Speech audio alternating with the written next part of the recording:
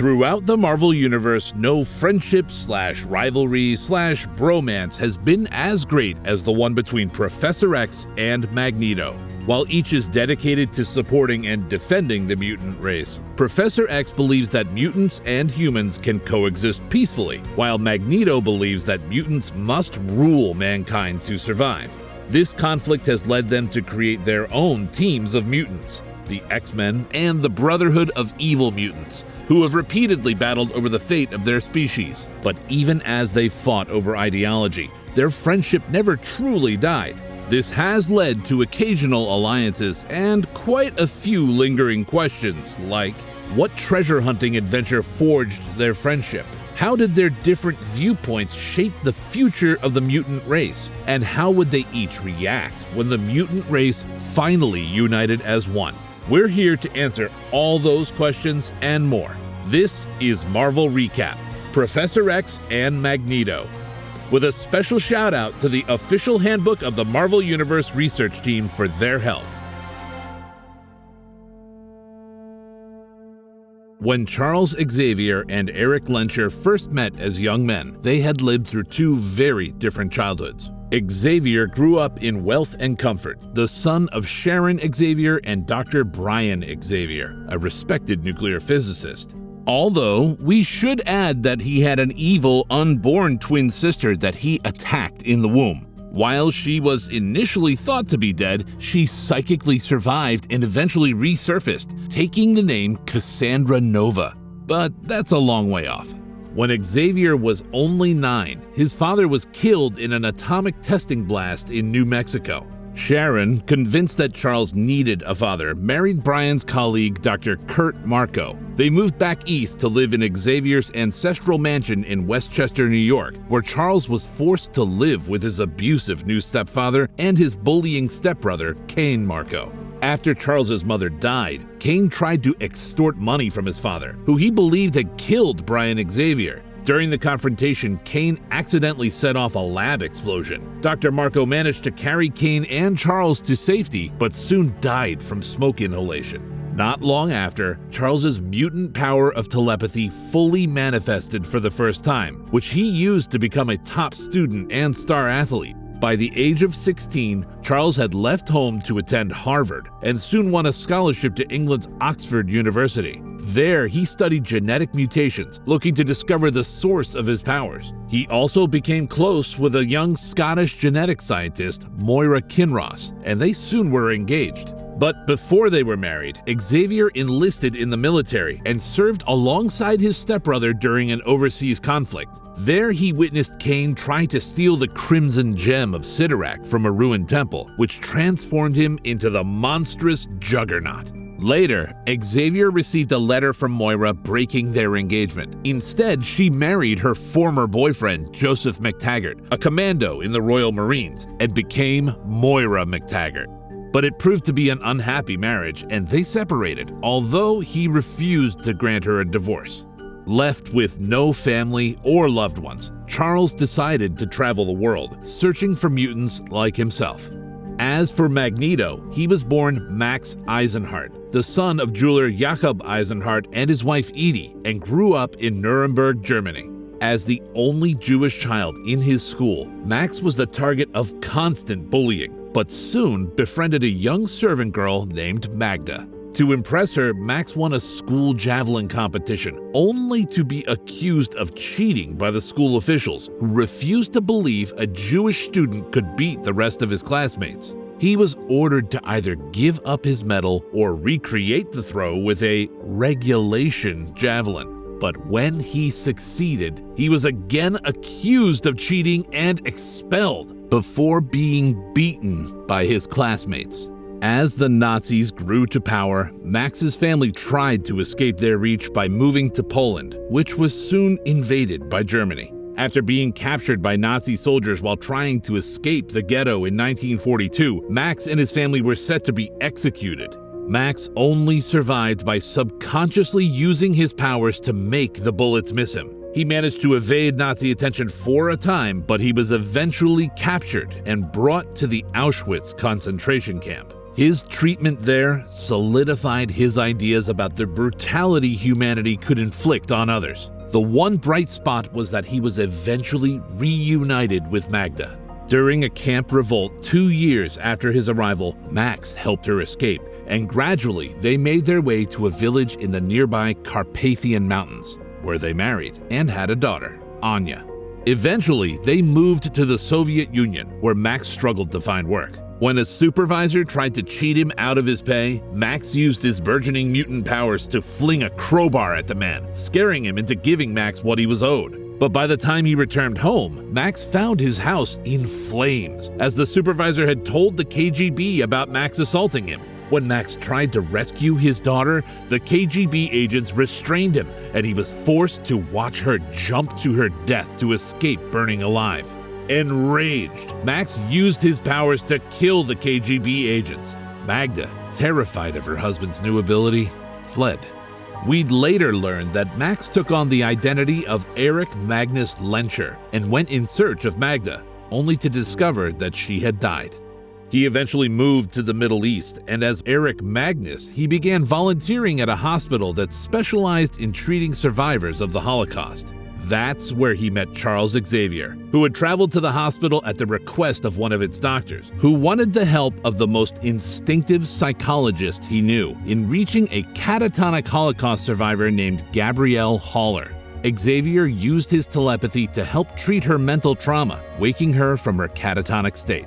As Gabrielle recovered, she, Charles, and Magnus became good friends, although each had differing opinions on how the emerging mutant race should deal with the rest of humanity.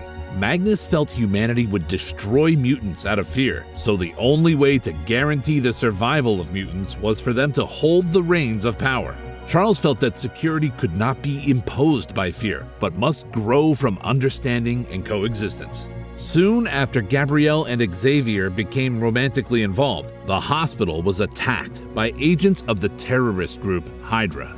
They kidnapped Gabrielle, wounding Charles in the process. Magnus used his powers to destroy one of the fleeing transports, alerting Xavier to his mutant powers. Charles demanded to know if it was necessary to slaughter the troops, and Magneto was amazed at the question.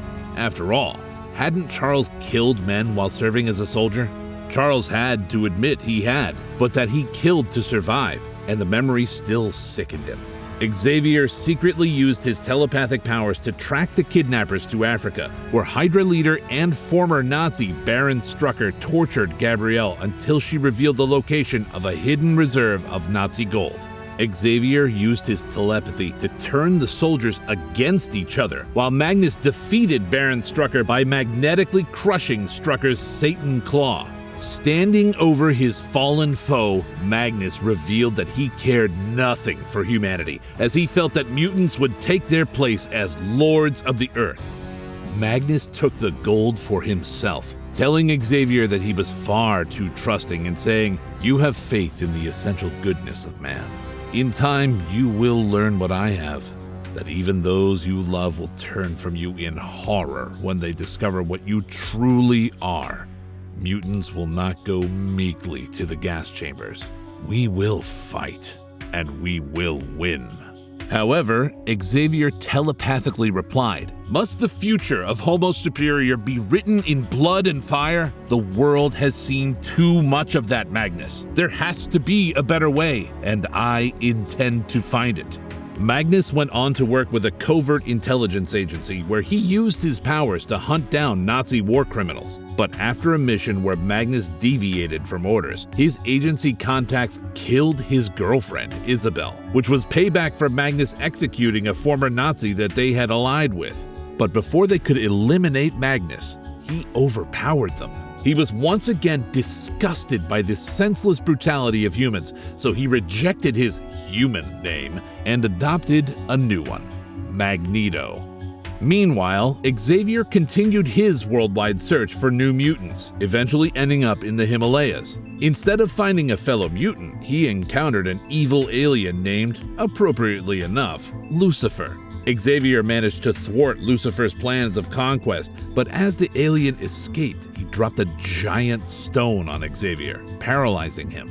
Eventually, Xavier returned to America and began using what he'd learned to train young mutants, like the psychic Jean Grey, to control their powers. But he soon encountered Magneto again and cautioned his old friend that he had gone down the road to becoming what he hated. Magneto mocked Xavier, saying that he was supposed to be the great man who was supposed to lead mutantkind, but now he was confined to a wheelchair. Xavier replied that he may have lost the use of his legs, but at least he still had his heart, which was more than he could say about his old friend. The two parted that night, each convinced that their two philosophies couldn't coexist, knowing that a war between them was inevitable. To defend against the coming threat of Magneto, Xavier began secretly working with FBI agent Fred Duncan to track down mutants he could train. He turned his family's mansion into Xavier's school for gifted youngsters and began training the young mutants he'd found into a team of heroes he dubbed the X-Men for their extra powers. And definitely not because his name also began with an X. Their first public mission turned out to be against Magneto, who seized control of the Army's missile base at Cape Citadel. While the X-Men managed to defeat him, Magneto soon became their greatest enemy. To fight them, he also assembled his own team of mutants, who each shared his view of mutant supremacy.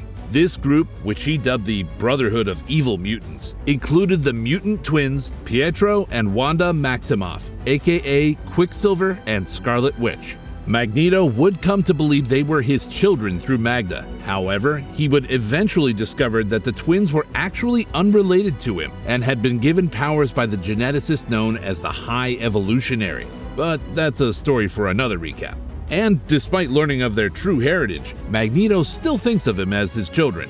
The X-Men and the Brotherhood would clash repeatedly until Magneto used alien technology to create a being he called Alpha, the Ultimate Mutant.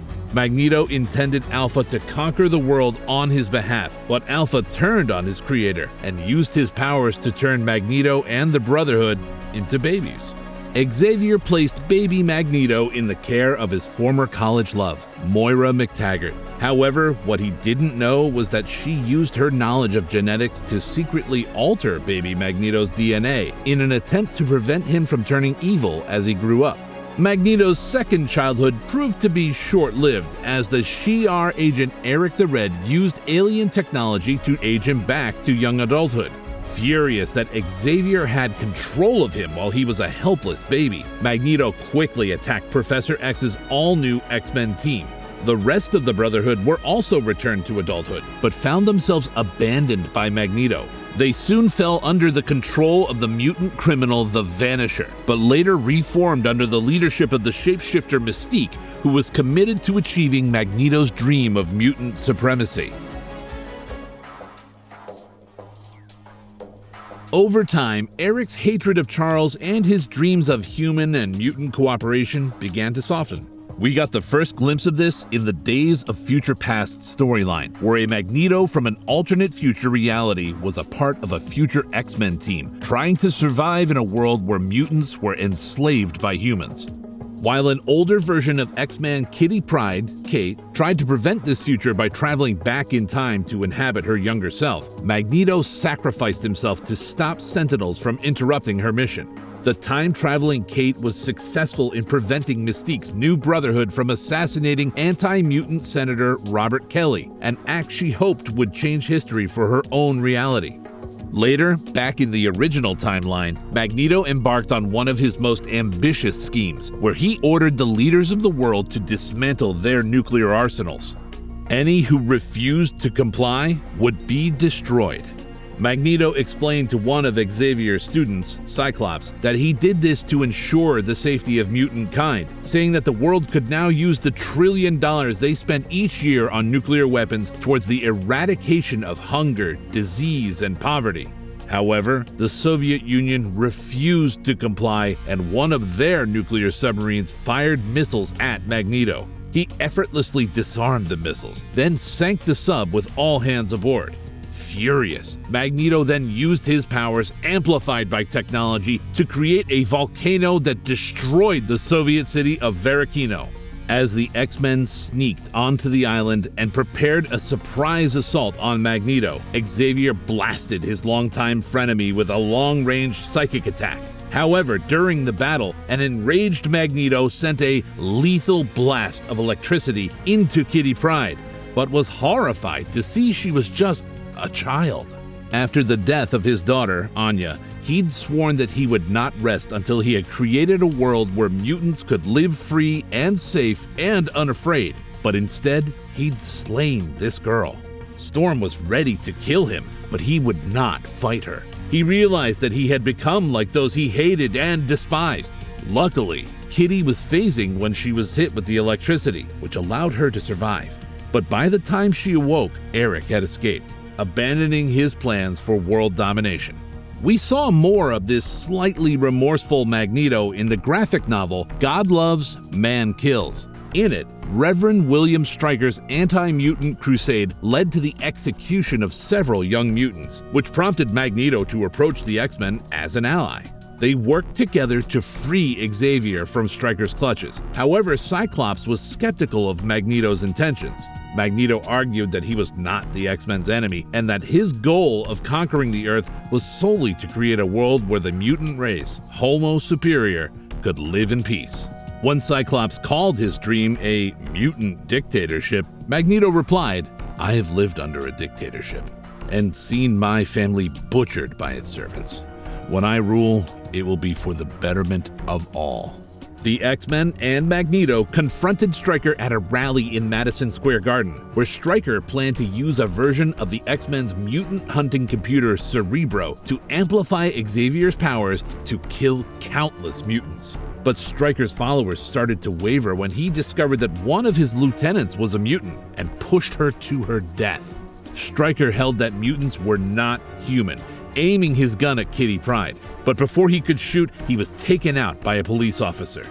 Back at the X-Mansion, Magneto argued that Stryker's cause would continue and that they couldn't win against it while upholding Xavier's ideals. Surprisingly, Xavier agreed, saying that while he'd spent his whole life working towards mutant-human cooperation, maybe Magneto's way was better.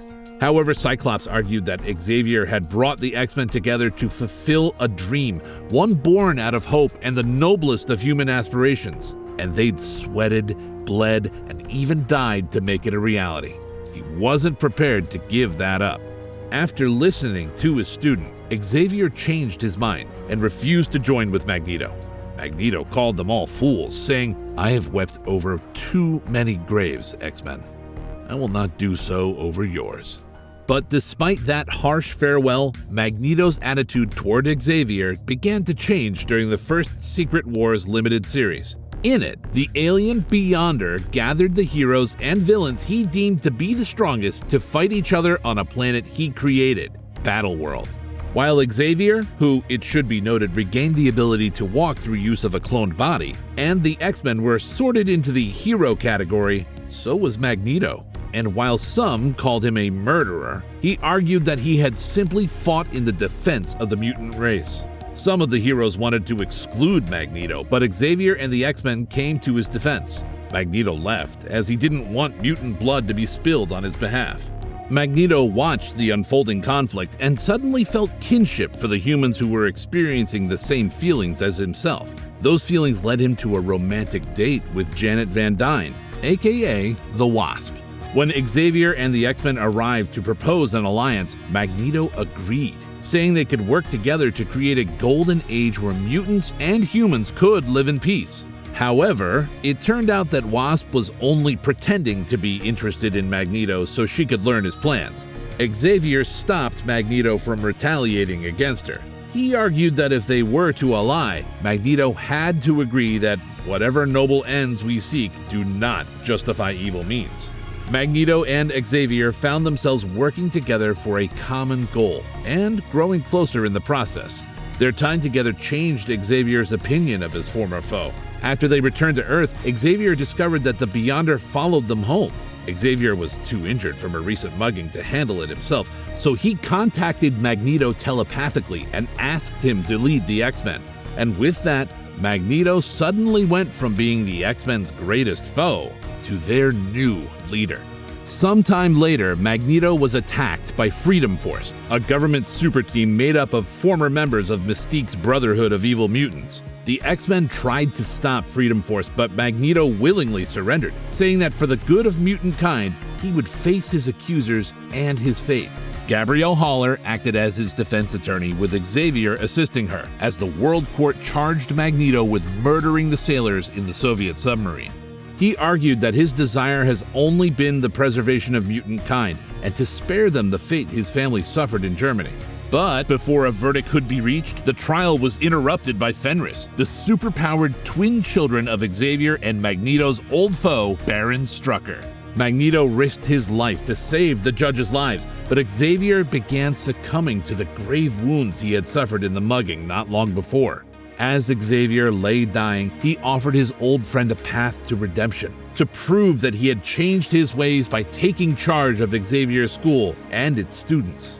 Xavier's love, the alien Shi'ar Empress Lilandra, took him into space to save his life. Magneto was left alone, to weep and promised that he would be true to his word.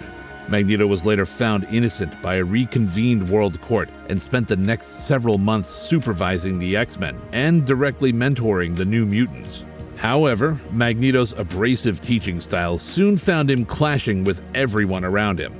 After a series of tragedies that included the presumed death of the X-Men during the Fall of the Mutants storyline and the death of New Mutant Doug Ramsey, Magneto began to question his own leadership and his place in the world.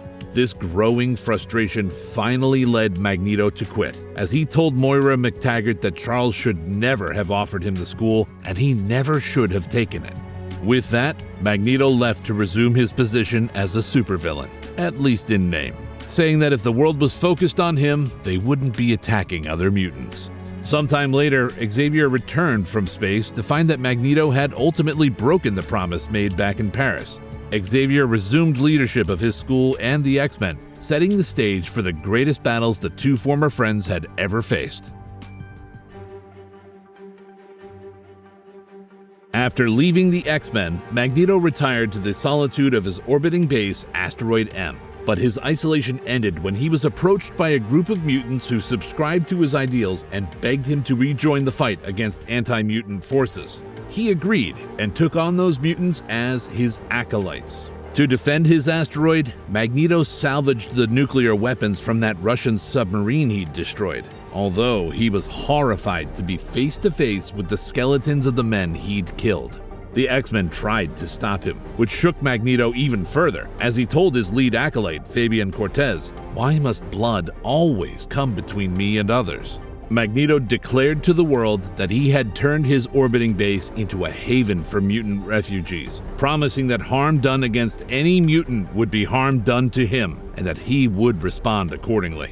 Magneto's rage only increased when he learned that Moira McTaggart had genetically altered him while he was temporarily a baby in her care, in an effort to prevent him from turning to evil. He kidnapped Xavier and McTaggart, bringing them to Asteroid M, where he punished her by encasing her in metal. Magneto's ruthless behavior shocked Charles, who asked, "Where is the good, decent, honorable man to whom I entrusted my school?" But when Cortez suggested that Magneto use McTaggart's techniques to control Xavier, Magneto refused, saying, "I want him broken. I want his heart to crack. I want him to choke with grief, as I did when I learned of how my old and dear friend had betrayed me." When the X-Men freed Magneto's prisoners, Xavier argued that Magneto's dream could not endure, as it was tainted by the blood of those he'd sacrificed along the way. And now Xavier's former friend held his former fiance's life in his cold, cruel hands.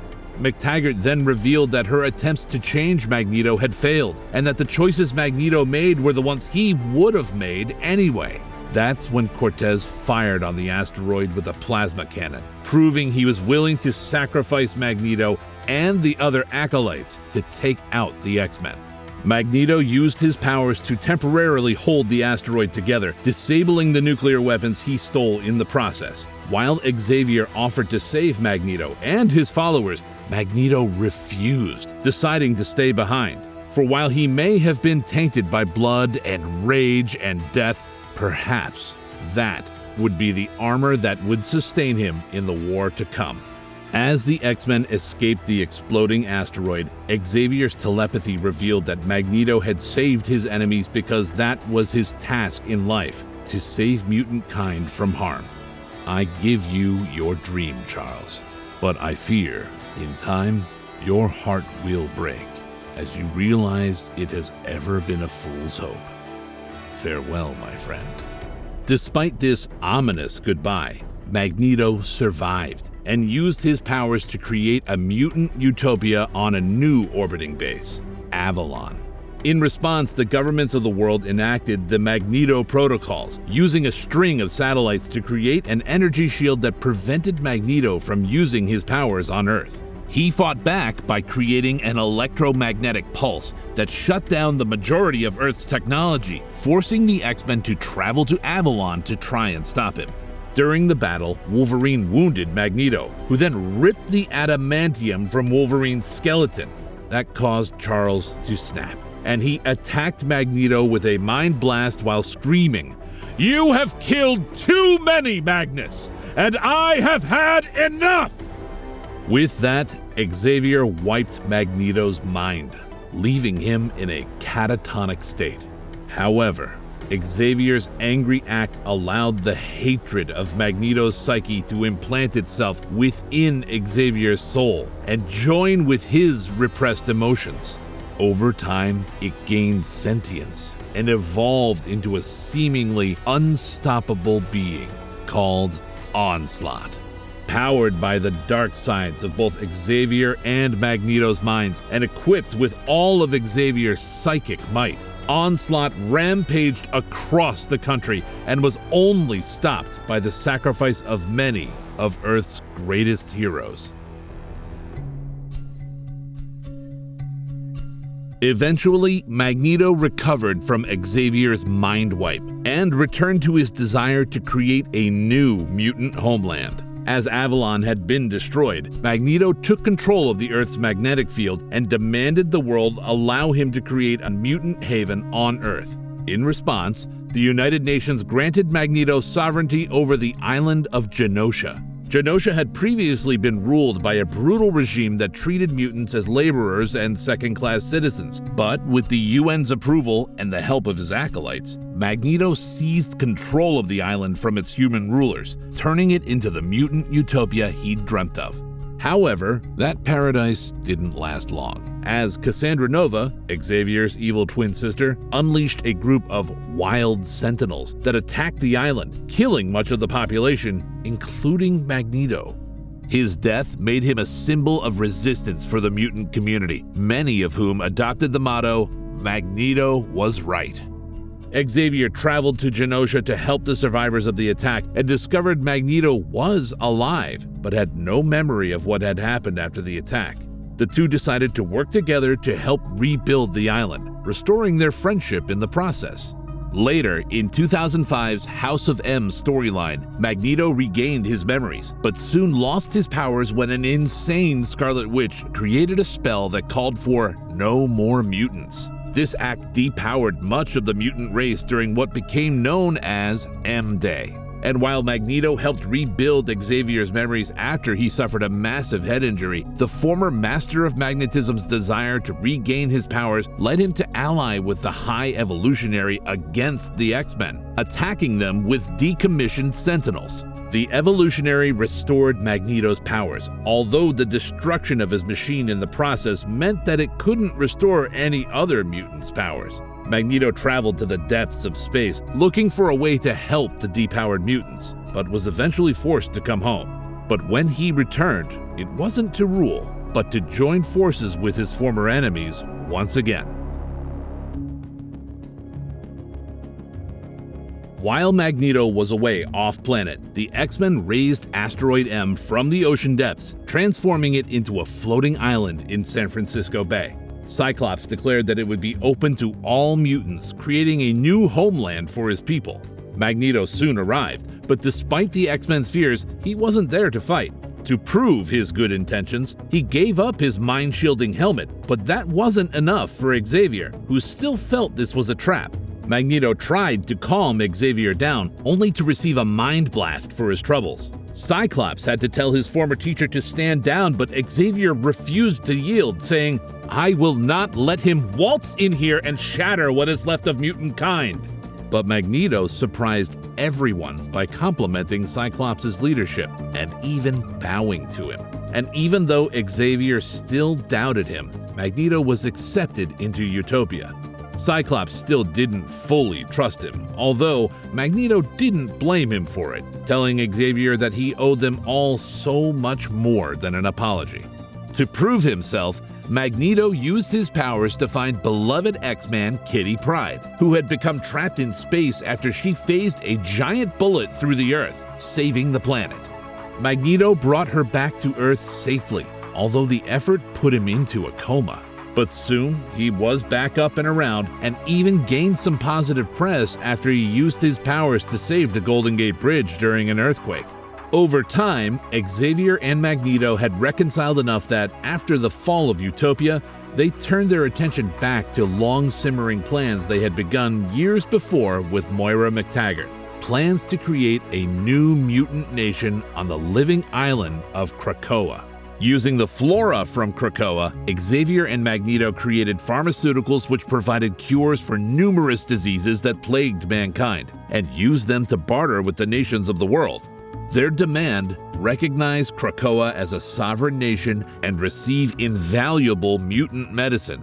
They also learned how to use Krakoa flora to create portals that could instantly teleport mutants anywhere another portal had been planted.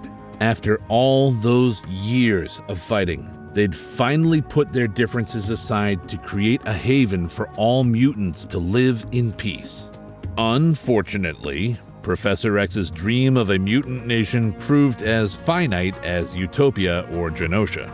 A few years after Krakoa's founding, in the Fall of X storyline, the anti-mutant organization Orchis, aided by the time-displaced Sentinel Nimrod, attacked Krakoa, murdering several of Xavier's former students, including Iceman and Jean Grey. Orchis revealed that they'd discovered a way to kill every human who'd been helped by Krakoa's life-saving drugs. To save their lives, Xavier was forced to accede to their demands and use his mental powers to force Earth's mutants to walk through portals to undisclosed off-Earth locations. However, a small number of mutants used mental training to resist Xavier's command. Unable to mentally connect with the mutants he'd sent through the portal, Xavier became convinced that he'd murdered the mutant race. In a bid to finally defeat Orchis, Xavier pretended to work with them in exchange for Orchis agreeing to spare the remaining Krakoan mutants. During this, Xavier seemingly destroyed a US Space Force frigate, although he'd secretly switched the crew with clones. A team of mutants, including Magneto, finally managed to defeat Nimrod and Orchis, but the world was left thinking Xavier was a mass murderer, and he soon found himself arrested for war crimes. Magneto visited him in his cell, offering to free him, but Xavier refused.